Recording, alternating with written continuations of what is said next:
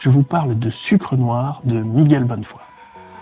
À la fois fresque familiale, roman d'aventure et conte philosophique, ce roman se distingue des parutions actuelles tant par les thèmes qu'il aborde que par l'écriture si particulière de son auteur.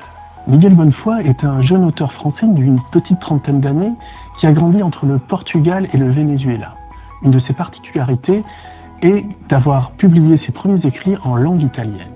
Sucre Noir n'est que son deuxième roman après le très remarqué Voyage d'Octavio, et celui-ci témoigne un petit peu plus du respect qu'a l'auteur pour la langue française, avec une écriture classique, enjôleuse, presque surannée, qui par certains côtés peut évoquer les contes philosophiques du XVIIIe siècle. Le roman commence au XVIIe siècle et la scène d'ouverture prend pour cadre le naufrage presque surréaliste d'un galion échoué en haut des arbres de la forêt vénézuélienne. Ce galion, c'est celui du corsaire Henry Morgan, qui même à l'article de la mort et face à un équipage au bord de la mutinerie tente de défendre son trésor.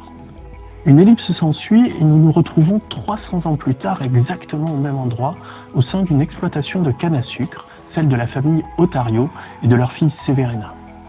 La famille modeste voit un jour débarquer un jeune homme, Severo Bracamonte, jeune aventurier chasseur de trésors perdus. Alors évidemment, ce roman, c'est l'histoire d'amour entre ces deux personnages centraux, Severo et Severina. Deux personnages qui vont évoluer au même rythme que leur environnement, au même rythme que le Venezuela qui est en train de se moderniser. Sucre Noir est un petit peu à part à plus d'un titre. Ni tout à fait chasse au trésor, ni réellement fable.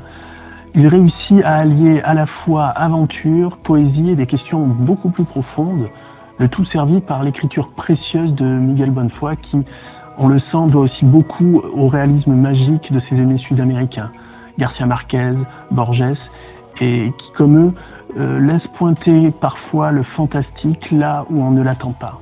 Au final, Sucre Noir est un roman hors du temps dont le personnage central est peut-être tout simplement le Venezuela, un pays pour lequel l'auteur semble éprouver une immense tendresse, un réel amour, une grande fascination qu'il tente ici de nous faire partager.